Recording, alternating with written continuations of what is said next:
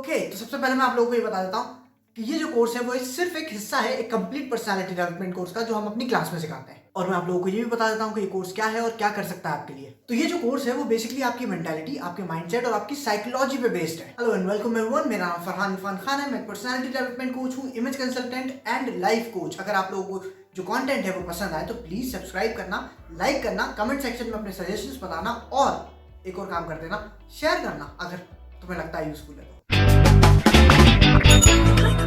तो अब मैं आप लोगों को बताता हूँ कि ये कोर्स आपके लिए क्या कर सकता है। सबसे पहले तो ये कोर्स आपकी हेल्प करेगा अपने आप को समझने में, आपके आसपास के लोगों को समझने में और जिस दुनिया में आप रह रहे हो उसे समझने में। दूसरा पॉइंट, सी पास्ट इल्यूजन, यानी कि हर इंसान दो रियलिटी में जीता है। एक जो रियलिटी है, एक्चुअल रियलिटी, एक्चुअल वर्ल्ड, और दूसरा उसके दिमाग में जो भरा हुआ है वो रियलिटी जो उसने अपने दिमाग में बना रखी है। जनरली अगर आम इंसान की बात करें तो जो भी उसे बताया जाता है, सिखाया जाता है, समझाया जाता है, जो भी उसके पर्सपेक्टिव होते हैं चीज़ों को लेके, जो भी वो जिस भी तरीके से अपनी रियलिटी को परसीव कर रहा होता है वो 99.99% गलत होती है। जी हाँ, तो ऐसे समझो कि अगर आपकी फाउंडेशन ही झूठ पे रखी हो, अगर आपकी फाउंडेशन ही कमजोर हो तो आप सक्सेसफुल होगे कैसे? तभी तो आपको वो सक्सेस नहीं मिल रही जो आप चाहते हो। तीसरी इंपॉर्टेंट चीज, अंडरस्टैंडिंग कि आप जैसे हो वैसे क्यों हो। जैसे भी आप हो वैसे बनने में आपको बहुत वक्त लगा है। अब जब आपको पता चलेगा कि आप जैसे हो वैसे क्यों हो, किस लिए हो, क्या वजह है, तभी आपके पास फ्रीडम होगी इवॉल्व करने की, ग्रो करने की, अपने आप को चेंज करने की। और हम सब किसी ना किसी पेन से गुजरे हैं, हम सब किसी ना किसी टफ टाइम से गुजरे हैं, और जो भी हमारे साथ हुआ है हम उसका पेन, उसकी सैडनेस, उसका प्रेशर हम अपने साथ लेके घूमते हैं। तो किस तरीके से आप उस पेन से, उस सैडनेस से छुटकारा पा सकते हो, उसे रिलीज कर सकते हो और आगे बढ़ सकते हो, फॉरवर्ड बढ़ सकते हो। अब क्योंकि आप लोगों को ये इंपॉर्टेंट कॉन्सेप्ट समझ में आ जाएंगे, आप लोग जान लोगे, तो इससे ना कि सिर्फ आप अपनी मदद कर सकते हो, अपने आप को मोटिवेट कर सकते हो, अपने आप को सक्सेसफुल बना सकते हो, अपने आप को एफिशिएंट बना सकते हो, बल्कि अगर आप चाहो तो आप दूसरों की भी हेल्प कर सकते हो, क्योंकि ये बहुत यूजफुल इन्फॉर्मेशन है जो आपके बहुत काम आएगी। और जिस तरीके से आप लॉस फील कर रहे हो, जिस तरीके से आप फील करते हो, वैसे ही अक्सर लोग फील करते हैं। तो जहां हो सके, जितना हो सके, लोगों की मदद करने की कोशिश करना। तो अभी आप लोगों का सबसे पहला साइकोलॉजिकल कॉन्सेप्ट है वो है कि लोग जो होते हैं, people are incredibly, amazingly, deliciously, ultimately simple होते हैं, बहुत ज्यादा सिंपल होते हैं। हमारी लैक ऑफ अंडरस्टैंडिंग, हमारी लैक ऑफ नॉलेज की वजह से, या फिर ये कहूँ कि बहुत ज्यादा नॉलेज की वजह से, जो फालतू की नॉलेज है उसकी वजह से चीजें कॉम्प्लिकेट हो जाती हैं, हम समझ नहीं पाते उन्हें। लेकिन कोई बात नहीं है, इसलिए तो हम ये कोर्स कर रहे हैं ताकि हम ये सारी चीजें कर पाएं। अब जैसे जैसे हम ये कोर्स करेंगे हमें पता चलेगा कि रियलिटी जो है वो कॉज एंड इफेक्ट पे चलती है, कॉजैलिटी पे चलती है। कहने का मतलब ये है कि लोग बड़े ही सिंपल होते हैं और सादे होते हैं, ईजी टू अंडरस्टैंड होते हैं। लैक ऑफ अंडरस्टैंडिंग की वजह से, हमारी गलत नॉलेज होने की वजह से, कम नॉलेज होने की वजह से हमें समझ में नहीं आता, और उसके ऊपर से जो वो बीएस, लेयर्स अपॉन लेयर्स बनाते हैं ना बीएस की, उसकी वजह से और कंफ्यूजन हो जाता है। अब बीएस क्या है?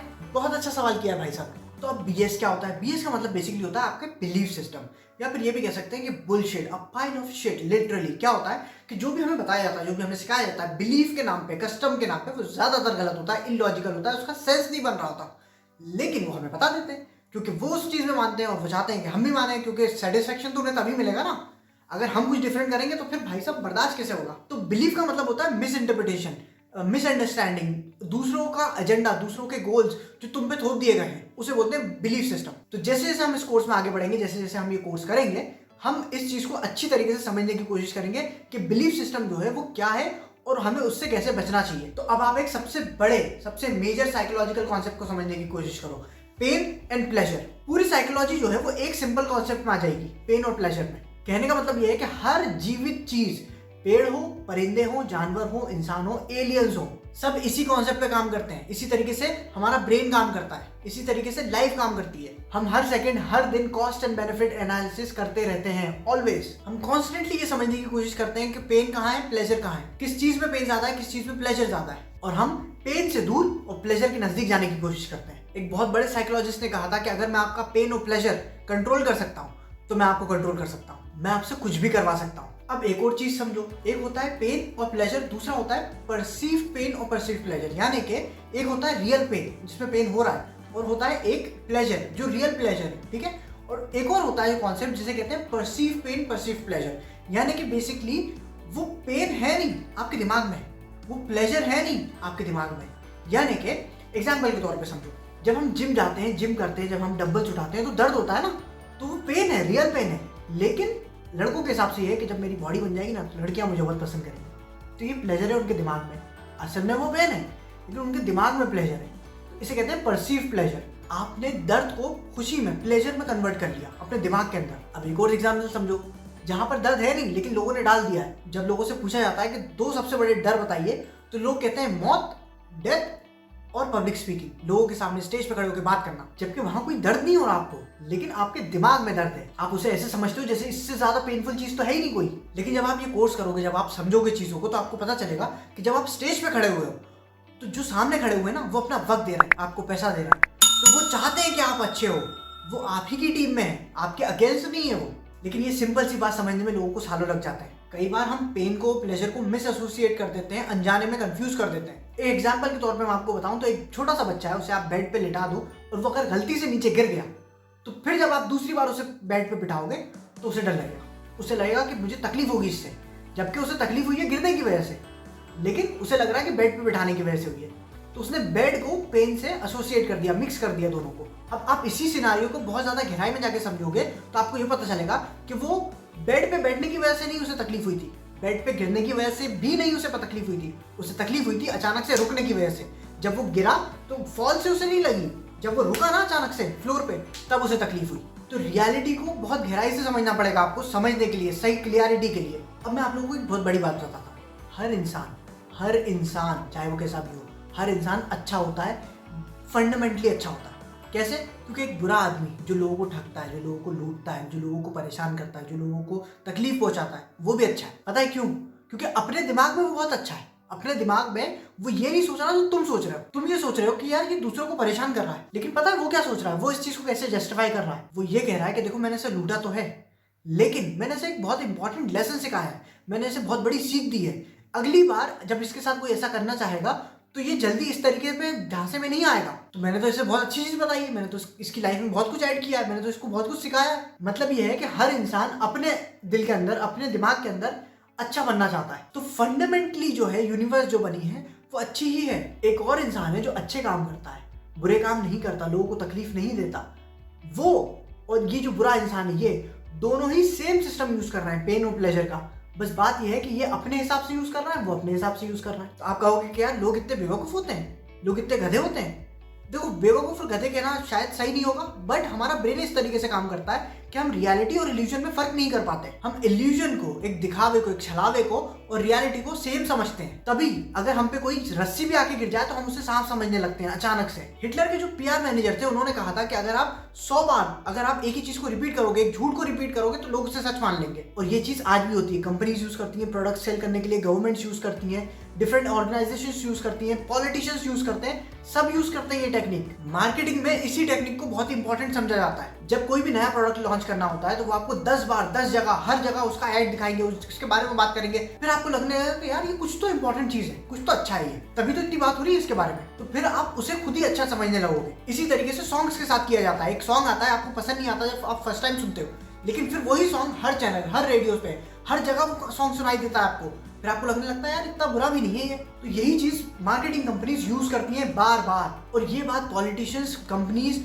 मार्केटिंग टीम अच्छी तरीके से जानती है कि अगर हम कोई चीज अपने हिसाब से किसी एक पर्टिकुलर एंगल में इन्हें दिखाएंगे और हम बार बार वही दिखाएंगे, तो ये लोग उस चीज को मान लेंगे, आज नहीं तो कल, लेकिन मान लेंगे। एक और इंपॉर्टेंट चीज समझो भाई, मार्केटिंग में, एड्स में जब ये सारी चीजें करी जाती हैं, जब आपकी रियलिटी बनाई जाती है, तो उसमें 2 चीजें इंक्लूड होती हैं, एक होता है प्लेजर और एक होता है पेन।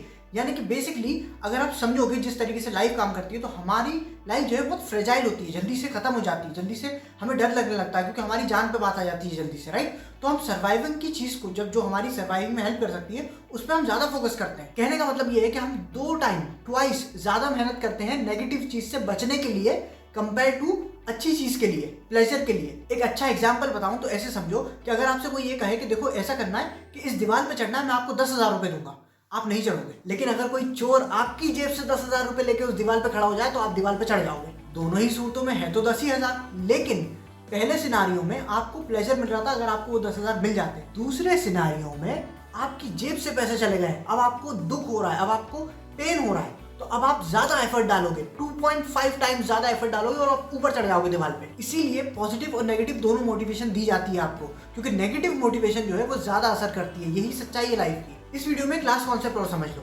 लोग जो होते हैं वो फंडामेंटली सेल्फिश होते हैं। कोई भी इस दुनिया में सेल्फलेस नहीं हो सकता, ये इम्पॉसिबल है। लाइफ ऐसे चलती नहीं है, दुनिया ऐसे चलती नहीं। दुनिया के कुछ रूल्स हैं, यूनिवर्स के कुछ रूल्स हैं और ये ऐसे ही हैं। तो महान से महान इंसान को ले लो, वो सेल्फलेस नहीं है, वो सेल्फिश है। बस बात ये है कि जिस चीज के लिए वो सेल्फिश है वो डिफरेंट है। कुछ लोग पैसा चाहते हैं, कुछ लोग सुकून चाहते हैं। जो माँ बाप होते हैं जब वो ये कहते हैं कि मैं लोगों के लिए इतना कुछ करता हूँ, मैं लोगों के लिए इतनी मेहनत करता हूँ, ऐसा करता हूँ, वैसा करता हूँ, लेकिन असल बात तो ये है कि वो इसलिए करते हैं क्योंकि उसी मेहनत से, उसी तकलीफ से उन्हें खुशी मिलती है। उन्हें खुशी इस बात की मिलती है कि मैंने अपने बच्चों के लिए कुछ करा। उन्हें इस बात की सेटिस्फेक्शन मिलती है। तो माँ बाप भी सेल्फलेस नहीं होते, वो भी सेल्फिश होते हैं। जो लोग देश के लिए जान देते हैं ना, वो लोग भी सेल्फिश होते हैं। पता है क्यों? क्योंकि ऐसा करने से उन्हें खुशी मिलती है। कहने का मतलब ये है, कोई भी ऐसा काम जिससे आपको रिटर्न में कुछ ना कुछ मिले, जिससे आपको प्लेजर मिले, वही तो डेफिनेशन है सेल्फिश की। तो जैसे मैं बता रहा था आपको कि महान इंसान जो होते हैं वो भी सेल्फिश होते हैं। आप किसी भी महान इंसान को ले लो, जब उसने लोगों को तकलीफ में देखा तो उसे तकलीफ हुई, जब उसने उनकी तकलीफ दूर कर दी तो उसे भी सुकून मिला। तो भले ही उसने उसके लिए पैसे ना मांगे हो, लेकिन उसे कुछ ना कुछ मिला बदले में। इसे ही कहते हैं सेल्फिश होना। सेल्फलेस कोई हो ही नहीं सकता, इम्पॉसिबल वाली बात है ये। तो ये कुछ बहुत ही इंपॉर्टेंट कॉन्सेप्ट्स हैं जो आपको समझने की जरूरत है, जो आपकी हेल्प करेंगे रियलिटी को समझने में। आई होप कि आप लोगों को वीडियो समझ में आया हो, आई होप कि आप लोगों को अंडरस्टैंड हुआ हो कि मैं क्या बताने की कोशिश कर रहा हूँ। अगर कुछ भी चीज़ आप लोगों को नहीं समझ में आया, अगर आप लोगों के क्वेश्चंस हो तो आप कमेंट सेक्शन में लिख सकते हो उस चीज़ को, और अपने सजेशन भी बताना कि किस तरीके से मैं वीडियो और बेहतर बना सकता हूँ। फिलहाल आई थिंक इस वीडियो में इतना काफ़ी है। नेक्स्ट वीडियो में हम इसके बाद की बात करेंगे, इसके आगे की बात करेंगे। अच्छा, एक लास्ट चीज़ और सुन लो कि अगर आप लोगों को पसंद आया हो, समझ में आया हो, तो लाइक शेयर सब्सक्राइब करना, और मिलते हैं दूसरे वीडियो में, इसके अगले पार्ट में।